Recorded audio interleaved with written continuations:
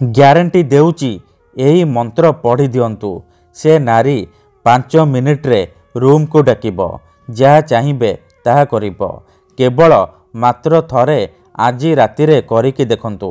ହଁ ଫ୍ରେଣ୍ଡସ୍, ଆଜିର ଏହି ଭିଡ଼ିଓଟିରେ ମୁଁ ଆପଣଙ୍କୁ ବତେଇବି ନାରୀ ମୋହିନୀ ବଶୀକରଣ ବିଦ୍ୟା, ଯାହାଦ୍ୱାରା ଆପଣ ନିଜ ପସନ୍ଦର କେଉଁ ବି ଝିଅ ବା ବିବାହିତା ନାରୀକୁ ନିଜ ବଶରେ କରିପାରିବେ। ତାକୁ ପଟେଇ ତାଠାରୁ ନିଜର ମନ ମୁତାବକ କାମ ହାସଲ କରିପାରିବେ। ସିଏ ଆପଣଙ୍କର ସବୁ ଇଚ୍ଛା ପୂରଣ କରିବ। ଯାହା ଚାହିଁବେ ତାହା କରିବ। କୌଣସି ପ୍ରକାର ବାଧା ଦେବ ନାହିଁ।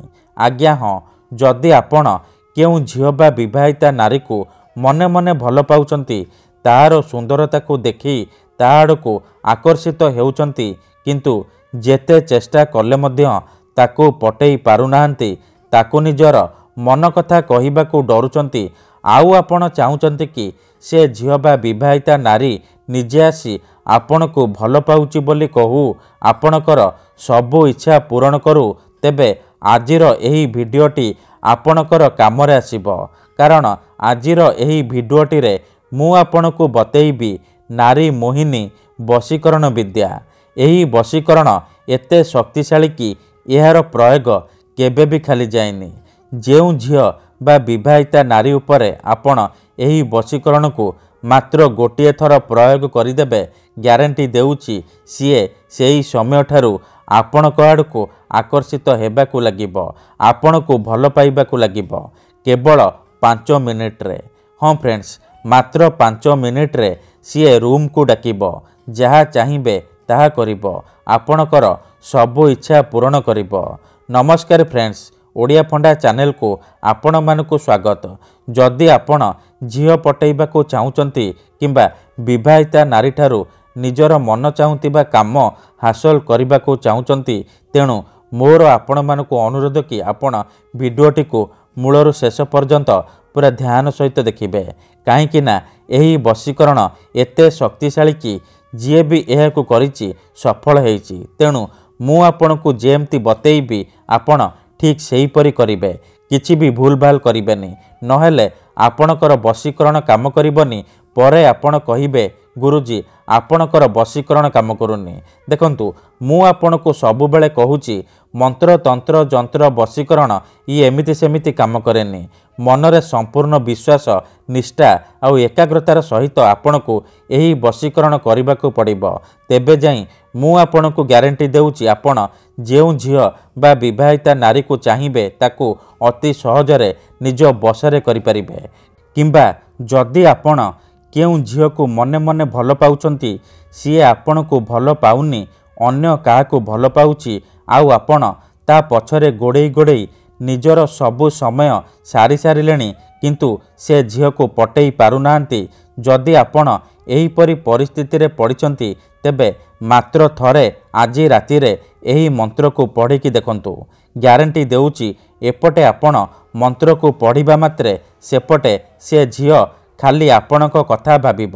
ଯେମିତି ସକାଳ ହେବ ନିଜେ ଆସିବ, ଆପଣଙ୍କ ସହିତ କଥା ହେବ, ଆପଣଙ୍କୁ ଭଲ ପାଉଛି ବୋଲି କହିବ। ଏହି ବଶୀକରଣକୁ ପ୍ରୟୋଗ କରି ଆପଣ ପଡ଼ିଶା ଘର ସୁନ୍ଦରୀ ଭାଉଜକୁ ମଧ୍ୟ ପଟେଇ ପାରିବେ। ତାଠାରୁ ନିଜର ମନ ମୁତାବକ କାମ ହାସଲ କରିପାରିବେ। ଶାଶୁ ନଣନ୍ଦ ଦିଅର ଭାଉଜ କାହାକୁ ବି ନିଜ ବଶରେ କରିପାରିବେ। ତେଣୁ ଫ୍ରେଣ୍ଡସ୍, ମୁଁ ଆପଣଙ୍କୁ ପୁଣି ଥରେ କହିଦେଉଛି, ମନରେ କୌଣସି ଖରାପ ଉଦ୍ଦେଶ୍ୟ କିମ୍ବା କୌଣସି ଖରାପ କାମ ପାଇଁ ଆପଣ ଏହି ବଶୀକରଣକୁ ପ୍ରୟୋଗ କରିବେନି। ଯଦି ଆପଣ ସେ ଝିଅ ବା ନାରୀକୁ ସତ ପ୍ରେମ କରୁଛନ୍ତି, ତାକୁ ବିବାହ କରିବାକୁ ଚାହୁଁଛନ୍ତି, ତେବେ ଆପଣ ଏହି ବଶୀକରଣକୁ ପ୍ରୟୋଗ କରିବେ। ଅନ୍ୟଥା ମନରେ କୌଣସି ଖରାପ ଉଦ୍ଦେଶ୍ୟ ରଖି ଆପଣ ଏହି ବଶୀକରଣକୁ ପ୍ରୟୋଗ କରିବେନି। ଠିକ୍ ଅଛି? ତେବେ ଏହି ବଶୀକରଣ ଆପଣ କିପରି କରିବେ, କେମିତି କରିବେ, ଏହାର ପ୍ରୟୋଗ ବିଧି କ'ଣ, ମୁଁ ଆପଣଙ୍କୁ ବତେଇବି। ସମ୍ପୂର୍ଣ୍ଣ ପ୍ରୟୋଗ ବିଧି ଠିକ୍ ଭାବରେ ବତେଇବି। ଜାଣିବା ପାଇଁ ମୋର ଆପଣମାନଙ୍କୁ ଅନୁରୋଧ କି ଆପଣ ଭିଡ଼ିଓଟିକୁ ମୂଳରୁ ଶେଷ ପର୍ଯ୍ୟନ୍ତ ପୁରା ଧ୍ୟାନ ସହିତ ଦେଖିବେ। ତା ପୂର୍ବରୁ ଯଦି ଆପଣ ଆମ ଚ୍ୟାନେଲକୁ ନୂଆ ଆସିଛନ୍ତି, ତେବେ ଦୟାକରି ଚ୍ୟାନେଲକୁ ସବସ୍କ୍ରାଇବ୍ କରି ପାଖରେ ଥିବା ବେଲ୍ ଆଇକନ୍କୁ ମଧ୍ୟ ଦବାଇ ଦିଅନ୍ତୁ, ଯାହାଦ୍ୱାରା ଆମେ ଯେଉଁ ବି ଭିଡ଼ିଓ ଅପଲୋଡ଼ କରିବୁ ସର୍ବପ୍ରଥମେ ଆପଣ ଦେଖିପାରିବେ।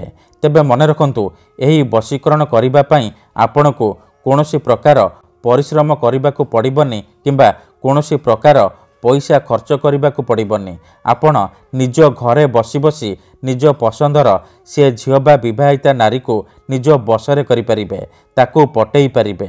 तेबे मन रखंतु एही वशीकरण करिबा पई आपणको किछि सामग्री दरकार, जेमिति कि 2टा तुलसी पत्र, 14टा अरुआ चाउल, अल्प टिके लाल सिंदूर आउ कला कलम। एतिकी जिनिष आपण आनी सारिबा परे कोन करिबे ध्यान सहित शुणंतु। निज घरे कौनसी एक जगार चुपचाप बसी पड़े। मन रखंतु विधिटी करिबा पूर्वरु भल भाबरे हाथ गोड़ मुह धोई सफा वस्त्र पिंधि आपण एही वशीकरण को आरंभ करिबे। 2टा तुलसी पत्र आनिबे, 14टा अरुआ चाउल आनिबे, अल्प टिके लाल सिंदूर आनिबे आउ कला कलम आनिबे। एतिकी जिनिष आनी सारिबा परे आपण निज घरे कौनसी एक जगार चुपचाप बसी पड़े, जेउठारे आपणको केही देखिबेनी किंबा अधारू डाकिबेनी। तापरे जो 2टा तुलसी पत्र आनिचंती, गोटिए तुलसी पत्र रे आपण सेई झियो बा विवाहिता नारीर नाम लिखिबे जहाको आपण निज बसरे करिबाकू चाहुचंती। आउ गोटिए तुलसी पत्र रे आपण निजर नाम लिखिबे। नाम लिखि सारिबा परे आपण कोन करिबे, जो अरुआ चाउल आनिचंती सेई अरुआ चाउलरू 7टी अरुआ चाउल हाथ में धरिबे आउ 7 थर सेई झियो बा स्त्रीर नाम उच्चारण करी से चाउल रे फुंकिकी झियो ना लेखाइतिबा तुलसी पत्र उपरे रखिदेबे। तापरे आउ 7टी चाउल को धरिबे, निजर नाम 7 थर उच्चारण करी निजर नाम लेखाइतिबा तुलसी पत्र उपरे रखिदेबे। एतिकी करि सारिबा परे आपण अल्प टिके टिके लाल सिंदूर से चाउल उपरे पकईदेबे।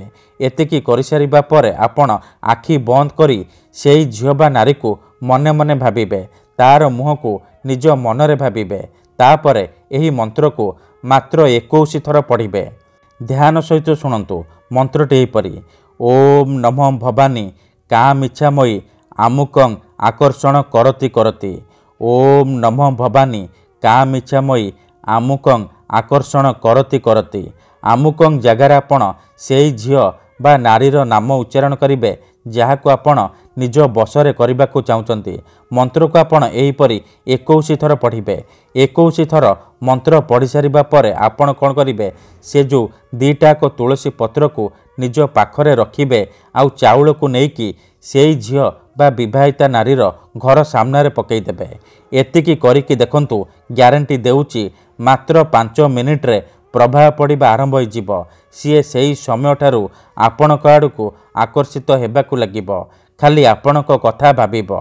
मन रखंतु मनरे कोनोसी खराब उद्देश्य किंबा कोनोसी खराब काम पई आपण एही वशीकरण को प्रयोग करिबेनी। धन्यवाद।